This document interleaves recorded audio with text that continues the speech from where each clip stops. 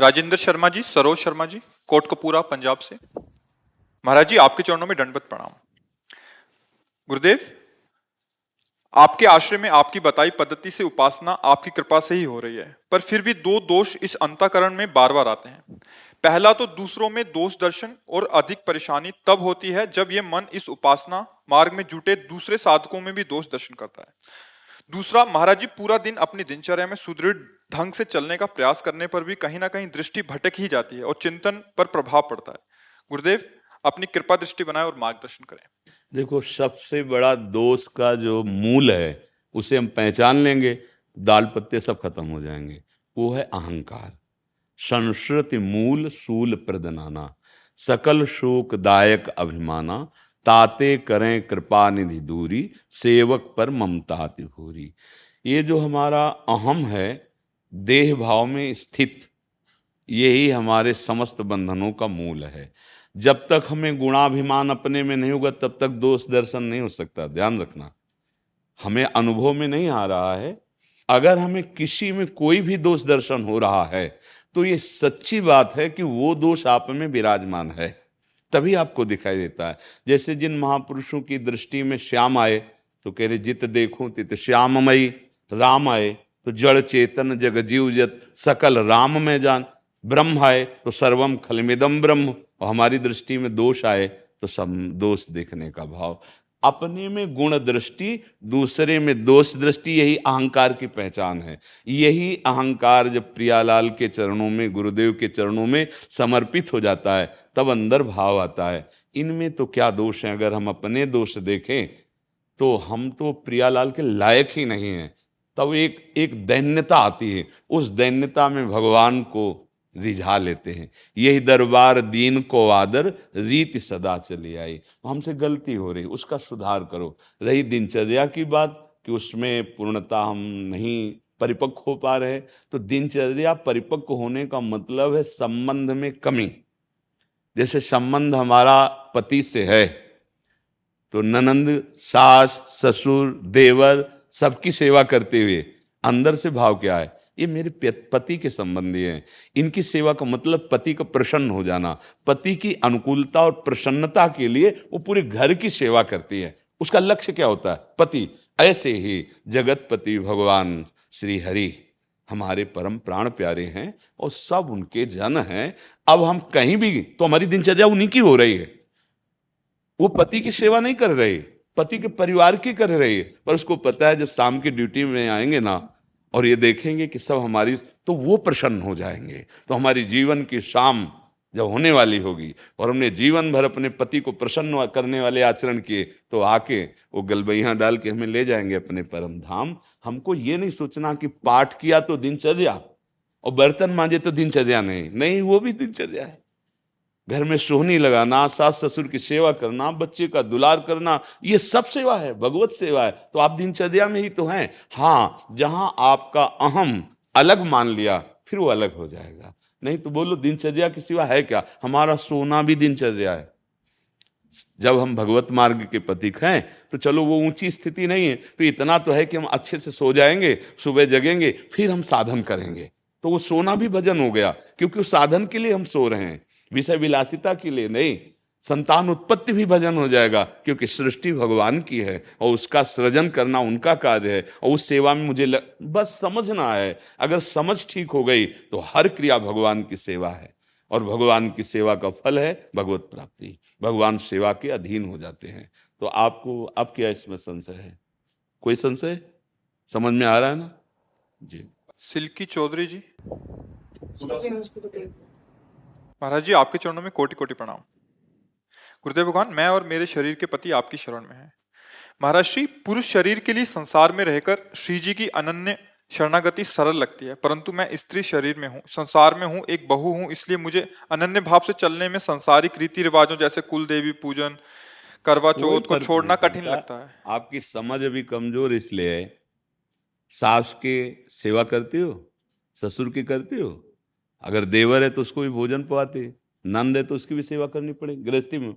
तो ऐसी कुल देवी देवता हो गए, परेशानी क्या है? सास की सेवा हम अगर करेंगे तो हमारी अनन्यता में बाधा आ जाएगी, ऐसा कभी उपदेश हुआ है क्या? तो कुल देवी को भी बड़ी सास मान लो, कुल देवता को बड़े ससुर मान लो, क्या फर्क पड़ता है? प्रीतम है राधा वल्लभ लाल, कोई फर्क नहीं पड़ता। केवल समझ हम सुधार लें, चराचर जगत हमारे प्रभु का पूजा स्थान है। अब मान लो घर के कह रहे हैं कि आप चलो देवी की आराधना, हाँ चल देते हैं, जाते हैं, पूजा करते हैं और हृदय से कहते हैं कि आप राधा वल्लभ लाल, आप ही सब रूपों में हो, प्यारे आप अपने चरणों का प्रेम प्रदान कर, हो गया। महाप्रभु आदेश कर रहे हैं, सर्वान वस्तुतया निरीक्ष परम स्वाराध्य बुद्धिर्मम, मेरे प्रभु ही सब रूपों में विराजमान। फिर हमारी बाधा कहाँ पहुंच सकती है? अगर हम कुछ और देखें तो बाधा पहुंचे ना, मेरे प्रभु ही सब रूपों में है। सच्ची बात है कि वही है, दूसरा नहीं है। और हृदय का प्रेम होता है, बाहर से लड़ाई झगड़ा करना प्रेम नहीं होता कि हम ये नहीं ये नहीं ये नहीं, नहीं सब है, सब उसी का है। चतुर खिलाड़ी वही है, कहीं फंस ना जाए और निकल जाए, कोई जान न पावे कि आप भगवान से इतना प्रेम करते हो। संसार का खेल, सेवा सम्मान सत्कार आप एक बिल्कुल गृहिणी की तरह कीजिए, जैसे एक संसारिक बहू करती है। कोई भक्ति का उसमें प्रभाव न दिखाइए, और जो कर रहे हैं वो सब अंदर से भाव रखिए, मेरे प्रभु प्रसन्न हो जाए, हो गए। देखो गोपी जनों की, आप तो मान लो शरणागत हैं, गोपी जनों को देखिए, पति की सेवा, पुत्र की सेवा, लीपना पूतना, घर के जितने कार्य वो सब वैसे ही कर रहे हैं जैसे एक सदगृहस्थ नारी करती है। पर हृदय कहाँ है? मुरारी पादार्पित चित्तवृत्ति, श्री कृष्ण प्रेम में मतवाली है। तो बड़े बड़े वीतराग परमहंसों ने उनका यश गाया और उनको प्रणाम किया, गोपी जनों को। उद्धव जैसे ज्ञानी भी चरण रज में लौट गए, बंदे नंद ब्रज स्त्रीणाम पाद रेणुम अभीक्ष्णसा। बड़े बड़े महात्मा सुखदेव जी, उद्धव जी, नारद जी, बड़े बड़े महात्मा गोपी चरण की वंदना की है। क्या बात थी? बात यही थी कि वो गृहस्थी में रह करके ऐसा प्रेम प्रभु का, तो फिर ये बात तो मान ही नहीं सकते कि पुरुष भगवान को स्वतंत्रता से प्राप्त कर सकता है और स्त्री भगवान को नहीं प्राप्त कर सकती। नहीं, ऐसा नहीं है। पुरुष और स्त्री भेष है, ये पोशाक है। जो हमारा स्वरूप है, ना स्त्री है ना पुरुष है, वो भगवान का दिव्य अंश है। हाँ, अब अगर हम नाटक में किसी में जाए और हमें स्त्री रोल मिले और हम स्त्री रोल ठीक से ना निभाएं, तो डायरेक्टर निकाल देगा ना, यार तुमको हमने स्त्री को रोल करने के लिए बोला था, तुमको। अगर सही रोल किया ना तो उसको इनाम मिलता है, और पीछे होना स्त्री होता है ना, वो उसका पति होता है। वो तो 2 घंटे के लिए रोल था। ऐसे ही 80 वर्ष 90 वर्ष के लिए मुझे रोल मिला है, स्त्री का रोल मिला है या पुरुष का रोल मिला है, पति का रोल मिला है या पत्नी का रोल मिला है। बिल्कुल ठीक रोल निभाओ, अपने रोल को समझो, अपने स्वांग को समझो कि तुम्हें क्या रोल दिया इस सृष्टि में। एक माँ हो, किसी की पत्नी हो, किसी की बहन हो, किसी की पुत्री हो, तुमको वैसे ही रोल करना है।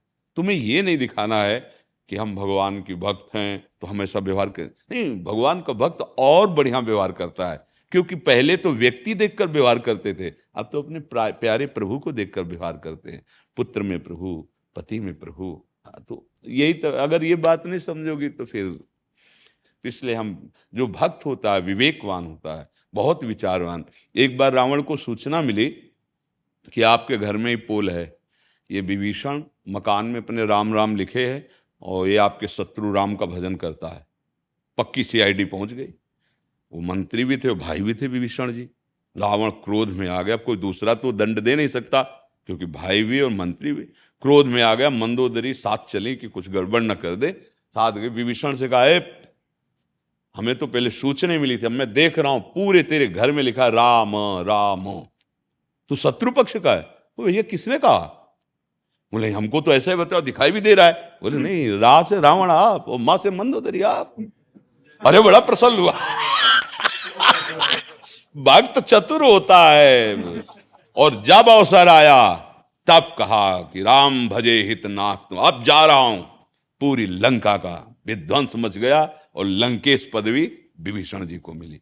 चतुरई रामई भजते चतुर नर। अपनी भक्ति को प्रकाशित मत करो, जब भक्ति का ज्वाला रूप हो जाएगा तो पतंगे उसे बुझा नहीं पाएंगे, भस्म हो जाएंगे। कोई भी विकार उसे नष्ट नहीं कर पाएगा। इसलिए जब तक चिंगारी है तब तक होश में, एक बूंद पड़ते ही वो शांत हो जाएगी। ज्वाला बनने दो, प्रेम आने दो, भगवान हृदय में प्रकाशित हो जाएंगे, कोई बाधा नहीं। जहां राधा वहां कौन सी बाधा, आनंद ही आनंद है।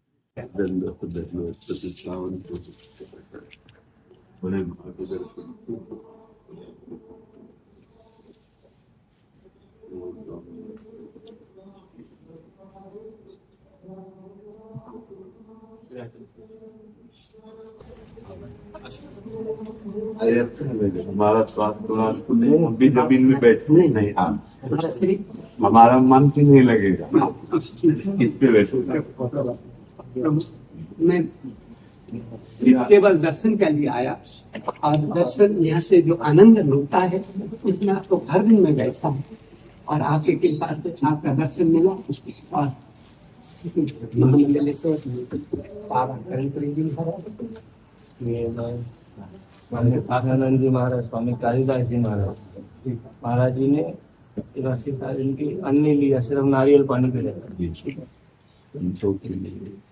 जो अपने चित्त को सच्चिदानंद में जोड़ता है उसके लिए कोई सर्वाश्चर्य में बात नहीं रह जाती, क्योंकि वो परम आश्चर्य में प्रभु में चित्त जोड़ दिया तो इसके बाद सब जो है फीका हो जाता है।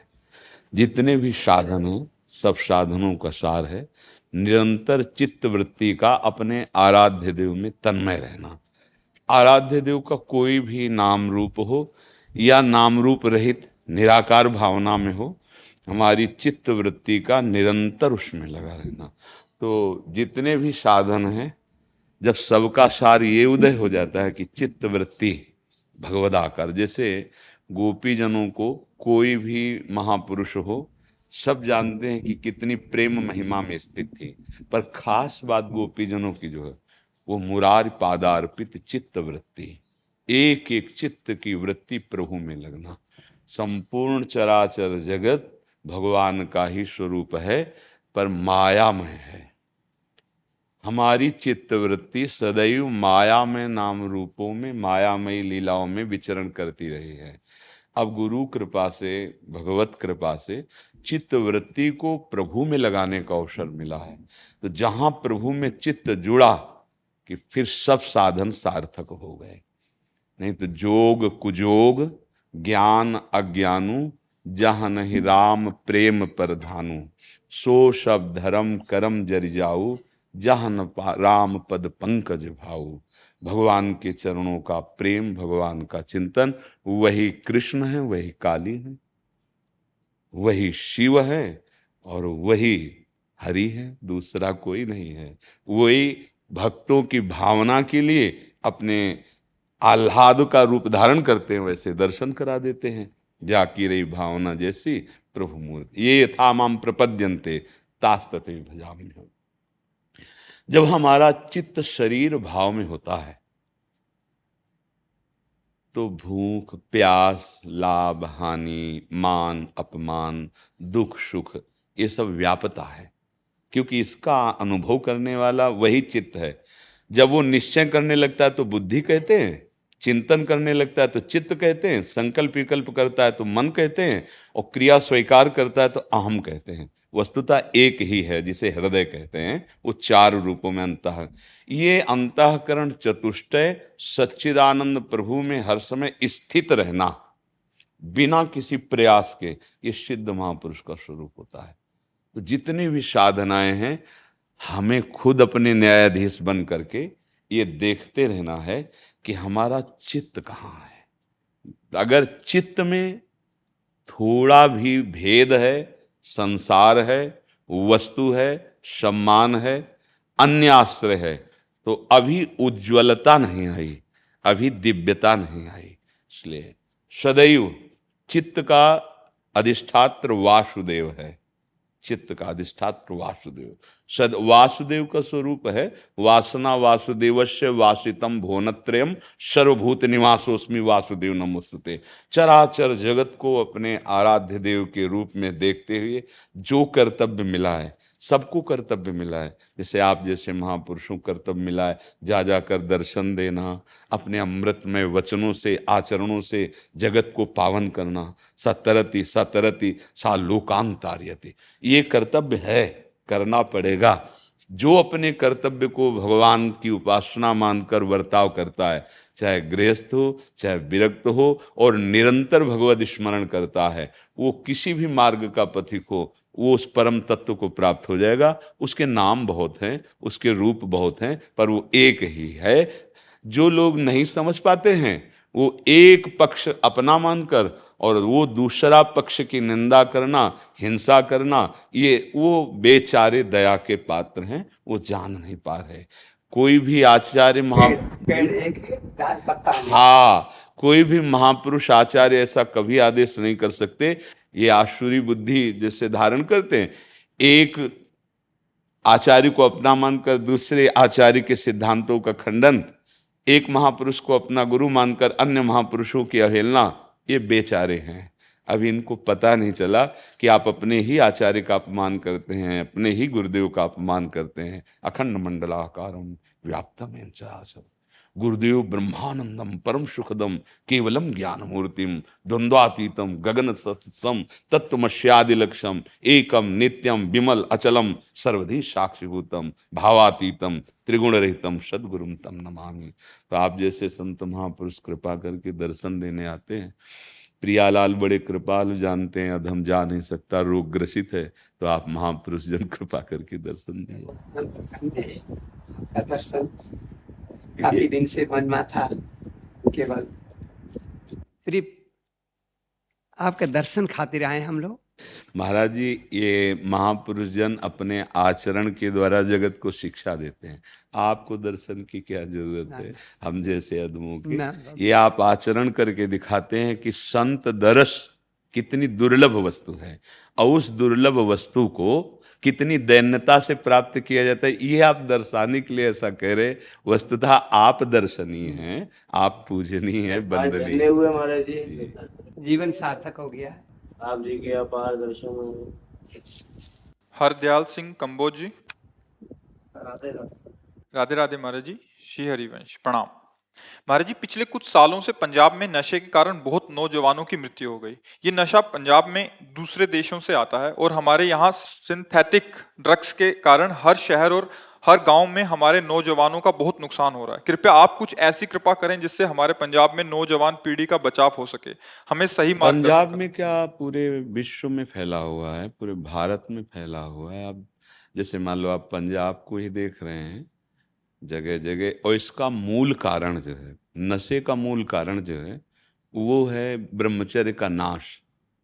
छोटी छोटी अवस्थाओं में ब्रह्मचर्य नाश की प्रक्रियाएं, तो अब वो एक मदांधता चढ़ती, मलिनता, उस मलिनता को पुष्ट करने के लिए कुछ नशा चाहिए। जो यौवन अवस्था का उन्मेष होता है उसमें उद्दंडता स्वाभाविक रहती है। यौवन ज्वर के ही नहीं बलकावा, जैसे ग्रंथों में ना, ये जवानी का बुखार है, ये जब चढ़ता है ना तो हर एक को बेशुद्ध कर देता है। इसमें कामनाओं की उभार हो जाती है। अगर जो अन्य क्रियाओं से जीवनी शक्ति का नाश किया जाता है, जो व्यभिचार आदि प्रवृत्तियों में उतर जाते हैं, उसका भाव अगर संभाला जाए तो व्यसन को संभाला जा सकता है। क्योंकि वो जब हृदय को दौर्बल्यता प्रदान करता है, दुर्बलता प्रदान करता है, कोई भांग, कोई गांजा, कोई चरस, कोई अफीम, कोई ड्रग्स, नाना प्रकार के नामों से वो सब व्यसन ही है। और जहां थोड़ा लिया तो बुद्धि में शिथिलता होती है, तो उसे वो आनंद समझते हैं। बुद्धि की शिथिलता, बुद्धि निर्णय करने लायक ठीक नहीं रहती, तभी तो नालियों में पड़े शराबी दिखाई देते ना। बुद्धि ने उनको लगता है ये आनंद है, उनको लगता है मस्ती है। फिर जब वो विषय सेवन करते हैं तो उनको और मस्ती का अनुभव होता है। उनकी नस नाड़ियों में व्यसन इतना प्रभाव डाल देता है कि अब वो जी नहीं सकते। अब उसके लिए फिर चोरी, हिंसा, राक्षसी स्वभाव, अपने माता पिता के साथ, पड़ोसी के साथ, गली चलते लोगों के साथ, या पूरे व्यवहार में। मूल कारण भगवत विमुखता, धर्म विमुखता, गुरुवाणी की विमुखता। बिना अध्यात्म के किसी का सुधार नहीं। मान लो आप शासन जोर करोगे वो शरीर छोड़ेंगे, नहीं जी सकते नशे के बिना।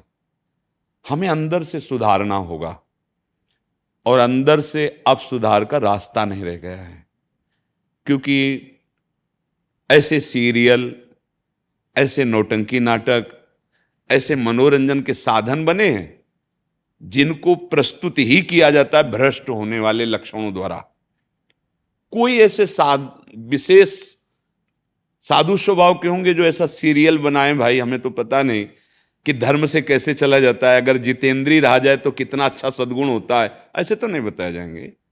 कि अगर साधु संग किया जाए, साधु संग भी दिखाएंगे तो फ्रॉड, तो हमारी नवीन पीढ़ी को क्या लगता है, मतलब गंदा आदमी लगता है ना।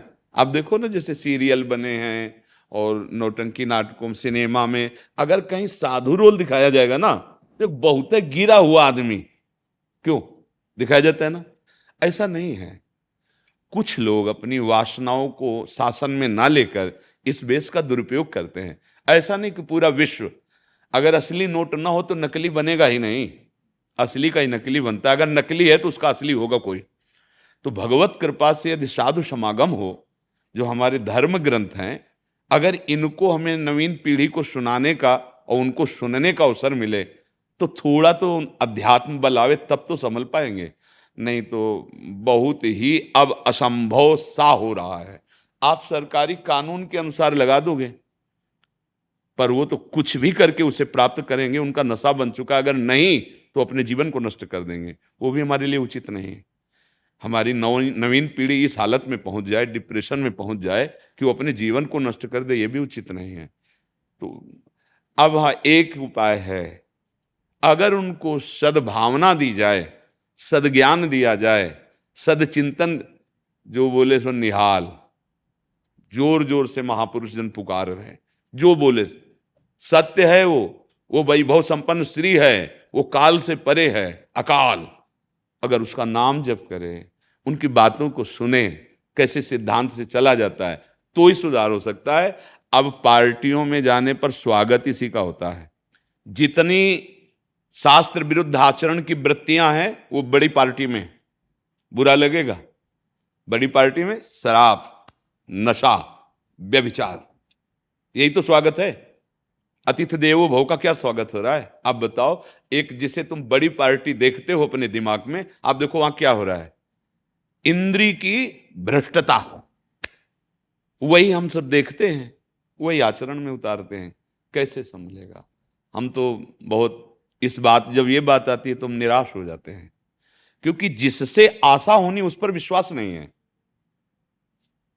प्रमाण में ऐसे दिए जाते हैं कि जो वास्तविक विश्वास के लायक नहीं है, तो उनको लगता है कि फिर जब वही वेश रखे हैं, वही ऐसा, तो मतलब इसमें क्या है? अगर कुछ होता तो सुधर जाते ना वो, पर वो सुधरने के लिए नहीं हुए थे, वो अपने अवगुणों को बचाने के लिए, अपनी वासना के पोषण के लिए हुए थे। अगर इसमें सुधार ना होता तो कोई भगवान को प्राप्त ही नहीं होता, कोई ईश्वर को जान ही नहीं पाता, केवल नौटंकी नाटक ही रह जाता। ऐसा तो नहीं है, सत्य वस्तु तो है ही ना। तो बिना मन को सुख मिले वो इंद्रियों के साथ भोगों में जाएगा, विषयों में जाएगा। थोड़ा अध्यात्म का ज्ञान होना जरूरी है, शास्त्र के अनुसार चलना। अगर ये शास्त्र और अध्यात्म को नहीं समझा गया तो बस पशुता ही रहेगी। नहीं भाई नहीं, अपना तुम नाश कर रहे, इसे मस्ती नहीं कहते हैं, ये तुम्हारा नाश है। अब वो कैसे समझें? अंतःकरण अपवित्र हो गया है, माता पिता की भी बात नहीं मानते, शास्त्र स्वाध्याय है नहीं, गुरुजनों का तो कहीं प्रवेश ही नहीं है कि किसी संत महात्मा या गुरुद्वारे में जाकर बैठ करके गुरुवाणी श्रवण करें, उनके उपदेश जीवन में ये सब अगर वो जाएंगे भी तो किसी कामना युक्त जाएंगे, 2 मिनट में चले आए। उनको ये पता नहीं कि जीवन का परिवर्तन करने वाली जगह है। तो सुधार के लिए तो शास्त्र और संत महात्मा गुरुवाणी यही है। अगर वो इसे नहीं स्वीकार करते हैं तो सुधरने का चांस कहीं भी किसी को नहीं।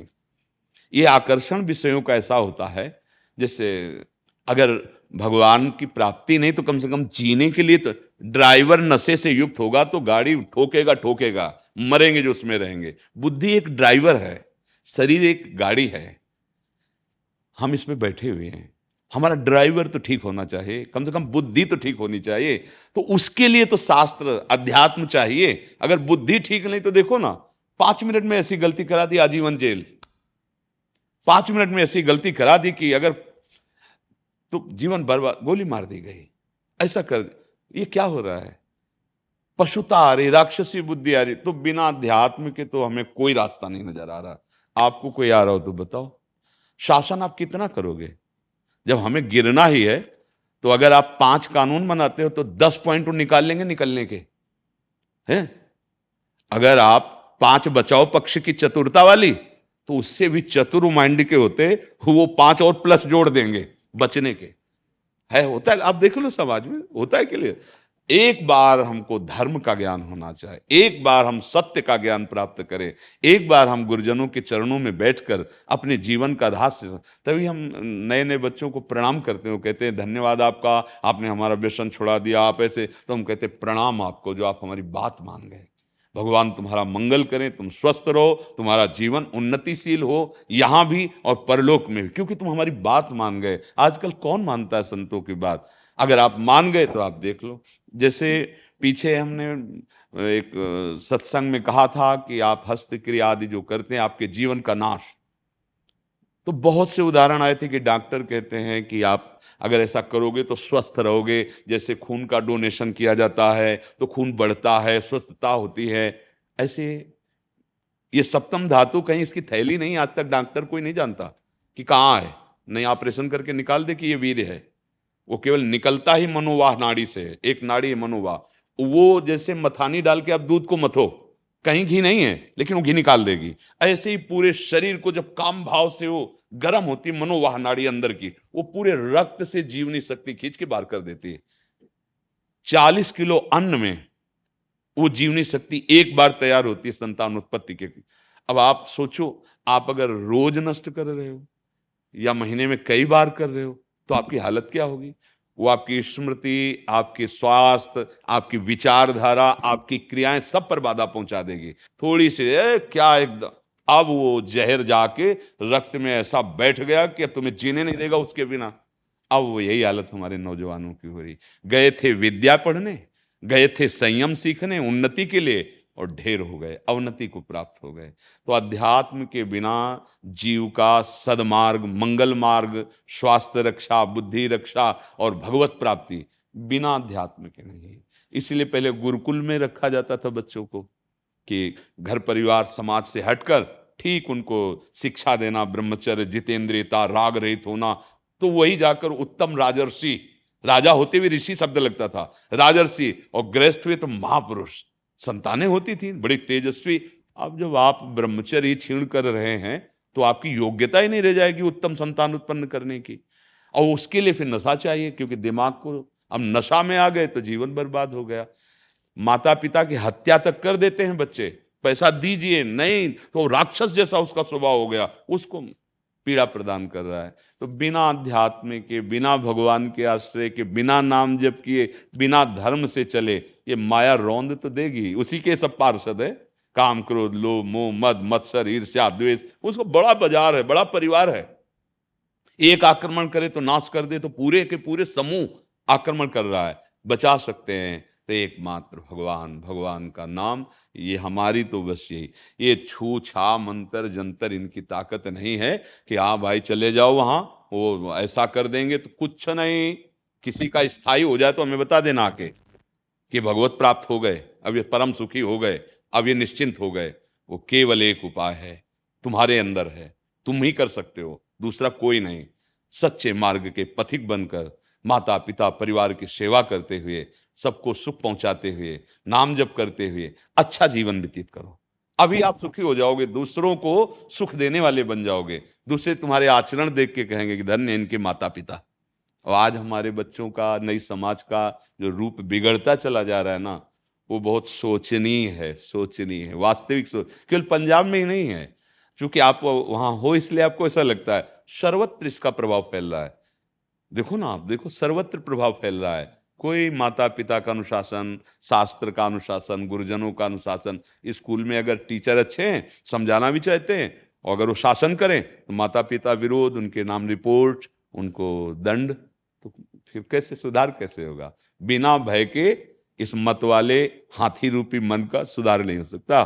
जैसे मत वाला हाथी हो तो अंकुश न मारे, घुटने पे आ जाता है वो, जो मारा अंकुश महावत घुटने पे बैठ जाएगा। ऐसे ही मन का अंकुश है ये, शास्त्र, भगवान नाम, ज्ञान, महापुरुषों के पास बैठकर। तो मन को मारने का आपको अंकुश मिल रहा है ना, वो है नहीं तो मत वाला हाथी जिधर चाहता है भागता चला जा रहा है मन। इसलिए हमें तो लगता है अध्यात्म की शिक्षा मिले। मन दुख होता है जब एक एक दिन में 3-3 घरों में जाना पड़ता है अफसोस करने के लिए, बहुत मन दुख। बिल्कुल बिल्कुल, और ये बढ़ेगा अगर इसे अध्यात्म के द्वारा रोका नहीं गया तो ये बढ़ेगा। क्योंकि मनमानी के लिए कितना अर्थ किसके पास होगा। अच्छा, अर्थ भी होगा तो शरीर अविनाशी थोड़ी है, ये तो क्षीण हो रहा है, तो आपका डिप्रेशन बढ़ेगा, आपकी दिमागी स्थिति कमजोर होगी, फिर क्या करोगे। क्योंकि शांति चाहिए सबको, सुख चाहिए, और वो मिलता है भगवान में। वो नशे में नहीं, वो भोगों में नहीं। भगवान कह रहे त्यागात शांति अनंतरम। जब आप गंदे विषयों का त्याग करेंगे तो आपके हृदय में शांति आने लगेगी, सुख का अनुभव होने लगे। आप सुख स्वरूप हो, आपको सही बात कि कोई सुख नहीं चाहिए, ये फंसा दिया माया ने। नहीं, देखो आप नींद में जो आप सुख लेते हैं उस समय आप क्या भोगते हैं, क्या करते हैं।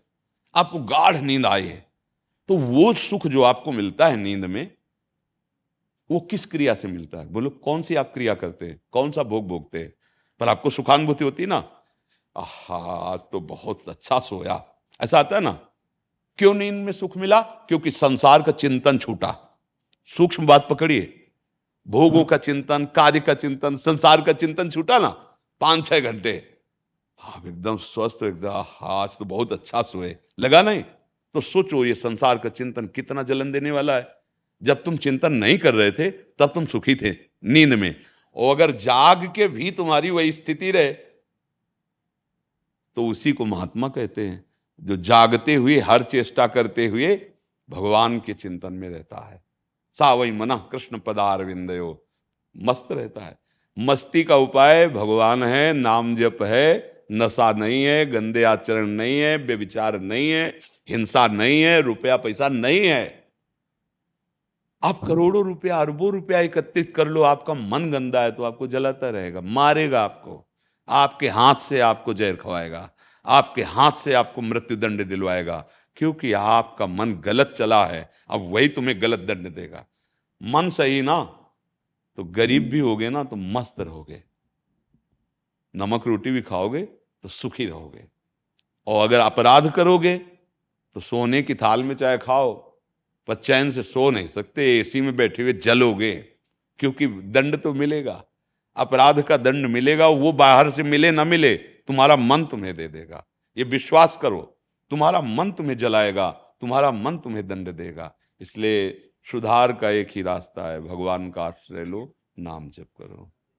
कृष्णा और यशवंत कुलकर्णी जी। राधा वल्लभ श्री हरिवंश महाराज जी, आपके चरणों में कोटि कोटि प्रणाम। गुरुदेव, हम नई मुंबई से आए हैं, हमारा वहाँ खुद का स्कूल है। आपसे सत्संग में सुना था कि बच्चों के स्कूल से ही अगर आध्यात्मिक शिक्षा मिले तो एक संस्कारी व्यक्ति का निर्माण होगा। आपकी इसी इच्छा को आदेश मानकर हमने स्कूल के सभी छात्रों को श्लोक, मंत्र, भजन आदि पढ़ाना शुरू किया है। अब पूरा स्कूल भागवतिक भाव से भर गया है। ये कार्य आपके चरणों में समर्पित है, और आगे किस प्रकार कार्य करें और मार्गदर्शन। हाँ, बस आचरण सुधार पर दृष्टि रखी जाए। अगर बच्चों को ब्रह्मचर्य का महत्व बताया जाए, वीर रक्षा का प्रभाव बताया जाए, वीर पर महत्व बुद्धि कराई जाए, तो हर मार्ग में जिधर जाना चाहेंगे वो बहुत शीघ्रता से उनकी दिव्य स्मृति हो जाएगी।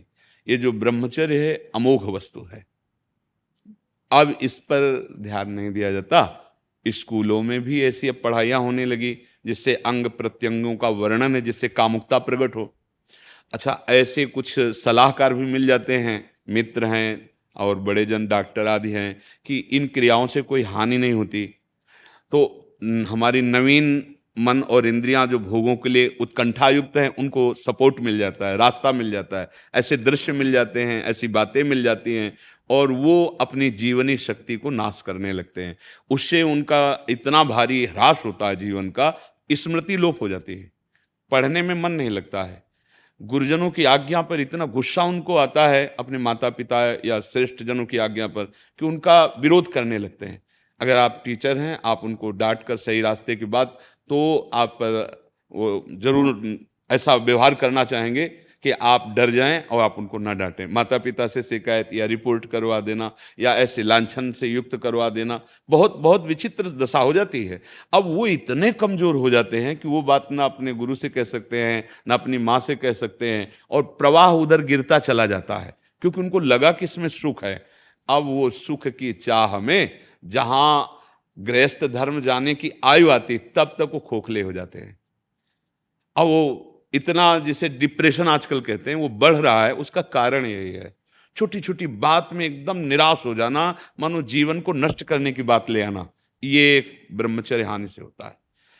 अगर हम उनको शास्त्र, श्लोक, महापुरुषों के चरित्र बताएं, श्रवण में मंगल है पर आचरण में उनके पहले सुधार किया जाए।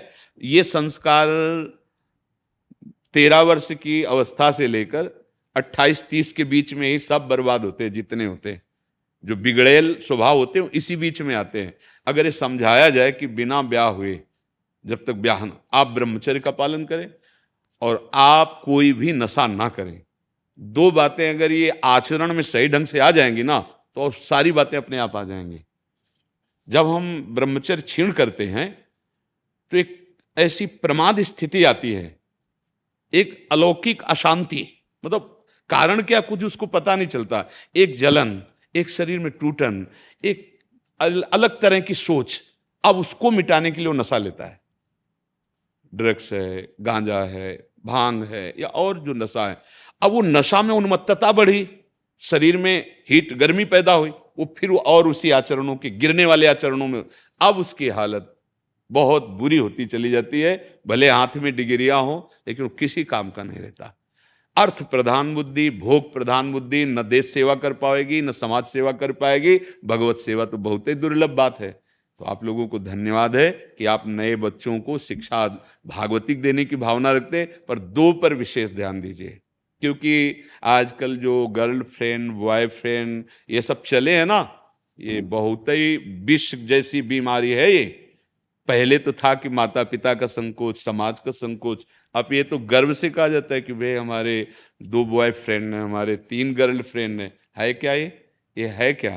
तुम्हारे अभी जीवन की भूमिका भी नहीं बन पाई और तुम नाश की नींव रख दी, पतन की नींव रख दी। ये क्या है क्या? अरे थोड़ा वयस्क हो, परिपक्व हो, तुम्हारा ब्रह्मचर्य परिपक्व हो, फिर आप पाणी ग्रहण करो धर्म के अनुसार, फिर आप देखो तो पति पत्नी में प्यार, जो संतान होगी वो उज्जवल भविष्य वाली होगी, शरीर पुष्ट, सब बुद्धि पुष्ट। तो अब ये समझाने की जरूरत है कि ब्रह्मचर्य पर ध्यान दिया जाए, कोई नशा न किया जाए, और सोने जागने और खाने पीने का संयम। विद्यार्थी को 6 से 7 घंटे तक सोने के लिए, क्योंकि नई अवस्था होती है, तो बस 6 से 7। जैसे साधक को 4 या 5 घंटे, अच्छे जो साधक होते हैं 3 घंटे में अपना काम पूरा कर लेते हैं, क्योंकि जो इंद्रियों को विश्राम चाहिए भगवत चिंतन से मिलता है। अब वो बच्चे हैं, इतना तो भगवत चिंतन है नहीं, तो उनको 7 घंटे से ज़्यादा नहीं। अब वो अगर रात्रि में जग करके पढ़ते हैं तो फिर दिन में थोड़ा सो लें, पर एक संयम, नींद का संयम और भोजन का। ये जो आजकल चला है ना भोजन, ये बाजारू सब चाट वाट खाने पीने वाला, ये आंतों खराब करने वाला और ब्रह्मचर्य को छीण करने वाला। आप कुछ क्रिया न करो, गलत भोजन हो तो आपका ब्रह्मचर्य क्षीण हो जाएगा, वो दोषयुक्त हो जाएगा। इतनी लाल मिर्च, खटाई, मैदा और जो चीज वगैरह नहीं लेप करते हैं, वो सब आपके लीवर को खराब करने वाली चीजें हैं। वो ज्यादा पौष्टिक नहीं है। आप समझते हो कि हम बलिष्ठ चीजें पा रहे हैं, नहीं। आप उनको खान पान की शिक्षा दीजिए, और अगर कुछ भी भोजन पावें तो एक बार भगवान का नाम जरूर चाह ले, राधा राधा। ऐसे वो भोजन उनकी बुद्धि को सुधार कर, भोजन जब जाता है ना वो बुद्धि पर प्रभाव डालता है। अब आजकल कहाँ जूता पहने, लघु शंका किए हुए हाथ है, उनको भी नहीं धोना, प्रक्षालन करने का भाव ही नहीं, मतलब एक पशुता आती चली जा रही। इस पर जरूर ध्यान दो। दैनिक दिनचर्या यदि सही होगी तो थोड़ी पढ़ाई भी उनको आगे बढ़ा देगी। बहुत घंटों पढ़ते हैं बच्चे, जैसे देखो ना घंटों पढ़ते हैं। अब इतना पैसा लगा, इतनी पढ़ाई हुई, और वो मनोरंजन के लिए इस तरह के आचरण करते हैं, और परिणाम में जब उनको जो चाहते थे वो नहीं मिलता है, तो उनको एक ही बात समझ में आती है कि जीवन नष्ट कर दें। वो पीछे एक प्रश्न आया था कि कोटा में ऐसा ऐसा ऐसा, इसका कारण यही है। इतने बड़े चैप्टर दे दिए गए हैं, इतना उनको पढ़ाई दे दी गई है कि मतलब 12-12 घंटे 15-15 घंटे पढ़ना है। खान पान की सही व्यवस्था नहीं है, संयम का ज्ञान नहीं है, और जब पढ़ के उबते हैं तो फिर मनोरंजन के लिए ये सब हानि। तो वो ऊंचाई पर जो चढ़ने के लिए मेहनत कर रहे थे वही उनको गिराने वाली बन जाती है। जब उनका फल वो नहीं आता है तो एकदम निराश। अच्छा, घर वाले और कहते इतने रुपए लगाए तेरे लिए और तू फेल हो गया। अच्छा, सामने और विद्यार्थी पास हो रहे हैं, भाई जैसे कोई बड़ा पद का है, तैयारी कर रहे हैं, तो लाखों लोग तैयार होते हैं, उसमें जाते तो 100-200 लोग होंगे, सब थोड़ी जाते होंगे। तो जो नहीं जाते हैं उनकी क्षमता, सहनशीलता अगर सही नहीं है तो फिर उनको क्या लगेगा, इतना पढ़ा, इतना पैसा लगाया, फिर भी हमको ये नहीं मिला, अब वो गिरते चले जाएंगे। तो अगर अध्यात्म शिक्षा है तो थोड़ा नाम जप है तो थोड़ा धैर्यवान बनेंगे। व्यसन नहीं, आचरण भ्रष्ट नहीं, भोजन अपवित्र नहीं, तो इन पर ध्यान दिलवाइए। और जो भागवतिक थोड़ा जैसे गीता जी के श्लोकों का है या किसी महात्मा के प्रवचन का, बहुत सरल वाणियों में संत भगवान ने वेदों का सार वर्णन किया है। गीता प्रेस की जैसे छोटी छोटी पुस्तिकाएं, बहुत सार बातें हैं, उनको 5 मिनट सुनाया, समझाया, ये बहुत बढ़िया। हम चाहते हैं कि हमारे देश के विद्यालयों में थोड़ी देर ही सही, 10-15 मिनट ही सही, जीवनचर्या और अध्यात्म, इन दोनों का प्रवेश हो जाए तो हमारी नई पीढ़ी बहुत मंगलमय बन जाए, बहुत मंगलमय। नहीं तो बहुत ही हानिकारक वृत्तियां प्रकट हो रही हैं अब नौजवानों में, नए बच्चों में, कि वो धर्म क्या है, अधर्म क्या है, कोई ज्ञान नहीं। पूज्य जनों को नहीं मान रहे हैं, मालूम, माता पिता बड़े बुजुर्ग अपमान कर रहे हैं, उनकी अवहेलना कर रहे हैं। जो शासन करने वाले हैं उन पर इस तरह का, बहुत बुद्धि है आज के बच्चों में, बहुत बुद्धि है पर वो विपरीत है। विवेक होता तो अपने पूज्य जनों के प्रति ऐसा, अब माता पिता के द्वारा मारा हुआ या गुरु के द्वारा दंड दिया हुआ अपमान थोड़ी होता है, वो उसकी उन्नति का कारण। जैसे टीचर 1-2 थप्पड़ अब लगाते, सबके सब अब नहीं लगा सकते आप, रिपोर्ट हो जाएगी। तभी तो देखो हालत क्या है। नहीं, हमने अपने लोगों के समय में था ना, जब गाल पे थप्पड़ पड़ते तो टाइम से स्कूल जाना, जो दिया है, अगर नहीं तो खड़े रहो। पूरे स्कूल के बच्चे बैठे, तुम घंटों खड़े रहो। अब वो बार बार सब लड़के देख के मुस्कुरा रहे तो बुरा लग रहा है कि यार कल से हम जरूर अपना पाठ याद करेंगे। तो हमें लगता है इन बातों पर ध्यान दिलाया जाए, बुद्धि बहुत है, उसका सदुपयोग किया जाए, सतमार्ग में लगाया जाए। महाराज, स्कूल के बच्चे जिस तरह से श्लोक बोल रहे हैं, प्रार्थनाएं बोल रहे हैं, वासुदेवाय कृष्णाय वासुदेवाय हरये परमात्मने प्रणत क्लेश नाशाय गोविंदाय नमो नमः। राधा वल्लभ श्रीहरिवंश, श्रीहरिवंश।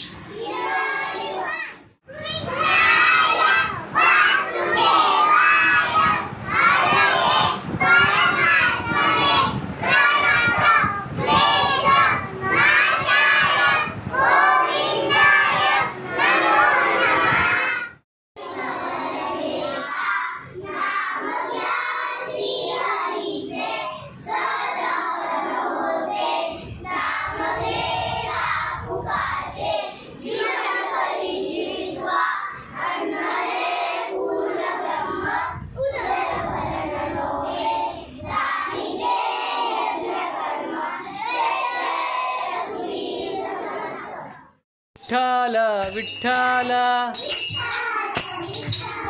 विठ्ठल विठ्ठल। ओम नमो भगवते वासुदेवाय। ओम नमो भगवते वासुदेवाय।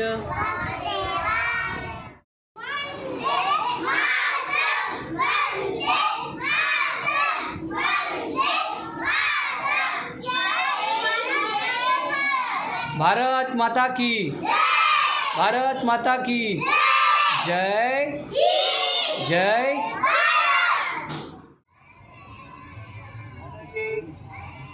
कृष्ण बने।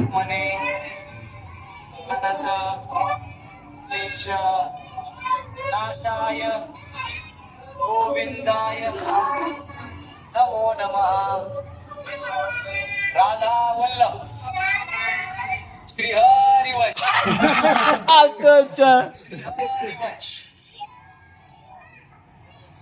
उनको बाहर हो गया, याद हो गया।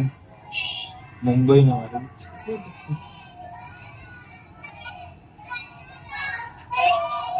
बहुत सुंदर कार्यक्रम है, बहुत सुंदर, बहुत सुंदर।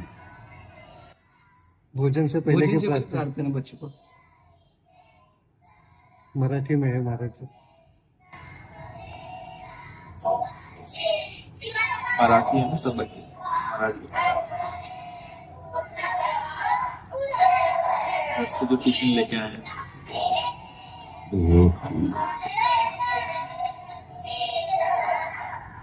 तो ये तो बहुत सुंदर, हाँ बहुत भाग।